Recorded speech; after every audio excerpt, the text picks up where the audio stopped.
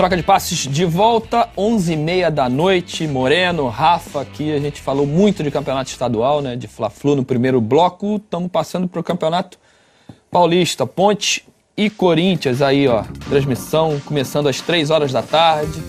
Sport TV vai estar em Campinas com equipe completa. Pré-jogo de 3 às 4. A bola rola às 4 horas da tarde até às 6 e a gente entra depois, hein?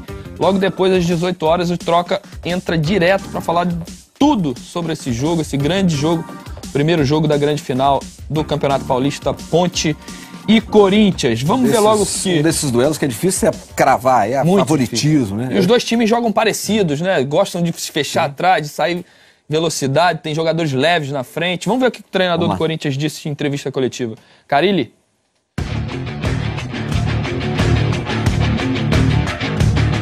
A ideia de jogo da Ponte Preta é diferente da do São Paulo, né? Eles também vão procurar jogar no erro, é uma equipe de contra-ataque, uma equipe que busca espaço pelos seus 4 jogadores mais adiantados. Então a gente sabe que é diferente, mas a ideia de trabalho e de concentração é para que a gente faça um grande jogo no domingo. Em relação à pressão, esse tipo de coisa, a gente sabe que sempre vai vir mais pro lado do Corinthians, isso é normal, enfrentando a Ponte Preta. Mas aqui a gente é muito consciente que vamos ter que jogar muito para conquistar esse título. Tirar as duas melhores equipes da competição, que eram o Santos e Palmeiras, jogando bem, jogando consistente, futebol bonito, tanto em casa, fazendo o resultado em casa e depois saindo, tendo uma proposta de jogo muito interessante. Então aqui a gente está levando, como eu falei, quando chegamos na semifinal, que eram 25% de chance para cada equipe, 50%, né, porque a Corinthians não. A gente vai ter que respeitar e jogar muito para levantar esse caneco. A nossa ideia de jogo em Campinas, ela está muito clara, não se muda quando se chega numa final. Marcar pressão na hora do tiro de meta, todo mundo atrás da linha da bola, quando tiver sem a bola, todo mundo competindo bastante e buscando as triangulações. Foi isso que eu busquei essa semana.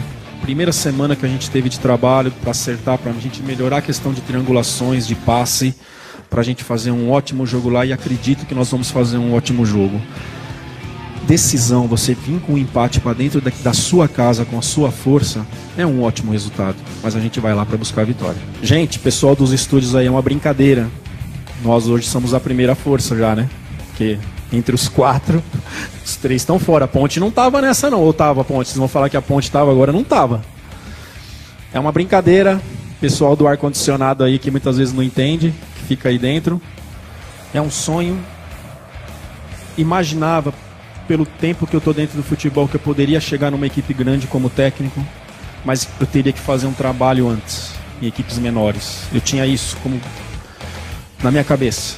Eu vou chegar numa equipe grande, mas primeiro eu vou ter que fazer um trabalho melhor, um trabalho bom, um trabalho forte, de acesso, alguma coisa assim numa Série B. Eu tinha isso. E eu vou te falar o que fez chegar até aqui. Pode ter certeza que essa foi a minha grande força. Eu acreditar nas minhas convicções e deixar muito claro para os atletas o que eu quero, o que eu queria em treinamentos e em jogo. Isso que me fez estar aqui até hoje e que eu acredito que eu vou ficar aqui ainda por um bom tempo. Toda brincadeira tem um fundinho de verdade, né? E ele tá certo também, porque todo mundo cravava como o Corinthians a quarta força, só se der uma zebra, esse título, essa final sai entre Palmeiras e Santos, que eram as duas potências do Campeonato Paulista. O São Paulo correndo por fora, porque chegou o Rogério Ceni, podia ter aquela injeção de ânimo, ideias novas sendo implementadas, mas também não funcionou. E temos Corinthians e Ponte. Todo mundo completo? A distância não é tão grande. As duas equipes completas, mas as duas equipes cheias de pendurados. Né? Corinthians com 9, a Ponte com 7. Tem que ver se isso não vai afetar o jogo.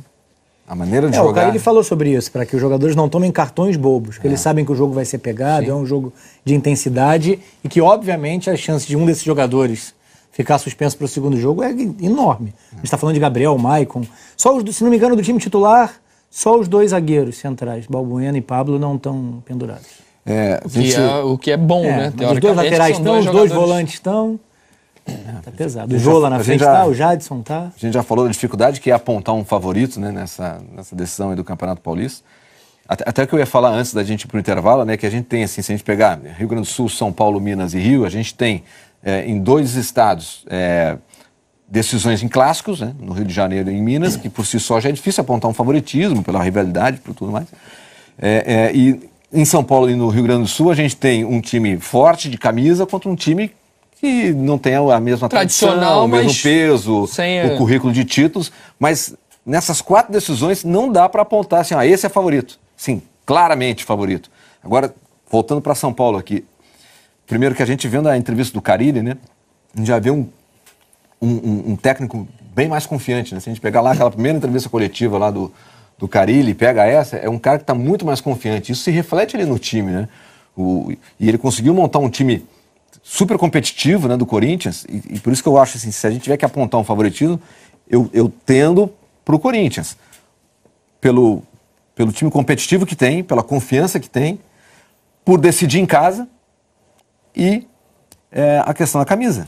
Agora, tem um problema. Em determinado momento tem um problema para o Corinthians. O Corinthians, os melhores jogos que fez foi contra as grandes equipes que davam espaço para ele jogar, para ele ter o controle defensivo da partida e espaço para contra-atacar. A Ponte não vai ceder esse espaço para o Corinthians. Ou vai, Rafa? Dificilmente. Será que no primeiro jogo não vai tentar? E o Corinthians teve muitas dificuldades quando tinha que propor o jogo, quando tinha que ter a bola, quando tinha que jogar no campo ofensivo com os espaços reduzidos. E isso é o que vai acontecer. Sim, eu acho até que o primeiro jogo a Ponte tende a sair um pouco mais. Ou pelo menos entrar com o mesmo tipo de jogo que fez contra o Palmeiras. Eu não acho. Entrar a 110 por hora, forçando o jogo, não necessariamente mandando na partida. Com eu posse já de não bola. acho, sabe por quê, Rafa? Porque o Palmeiras achou que a Ponte se fecharia atrás e a Ponte surpreendeu. Agora o Corinthians vou pegar um time todo aberto, em vez de eu esperar aqui, eu já saio dentro dele e surpreendo. E fez os gols muito rápido, logo no início do jogo. E aí controlou. Outra tática agora, pra tentar exatamente, administrou, de fez o terceiro, poderia ter feito o quarto. Um pênalti que não foi marcado em cima do Potker pelo Fernando Praz, mas passou para a final. Já contra o Corinthians, acho mais difícil. Dela se expor, dela procurar iniciar a partida dentro do campo do Corinthians, dando o que o Corinthians mais gosta, que é o contra-ataque. Então é um jogo que vai ser muito bem estudado, vou querer muito ver esse jogo para entender e ver quais são as estratégias dos dois treinadores. Se ficar baseado só em estratégia, vai ser ruim? Porque quando eu falei da Taça Guanabara, você ficou meio assim, né?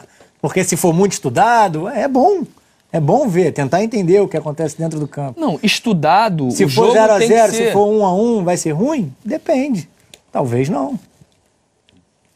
Não quer dizer que o jogo é estudado, que não vão acontecer os erros. Sim. Que não vão acontecer espaços deixados, a desatenção. Isso vai acontecer. Mas não deixa de ser um duelo tático muito interessante. Mas eu acho que tem que essa final, pela característica dos times, a gente vai ter a parte tática bem definida ali, e um tentando surpreender o outro, especialmente a Ponte.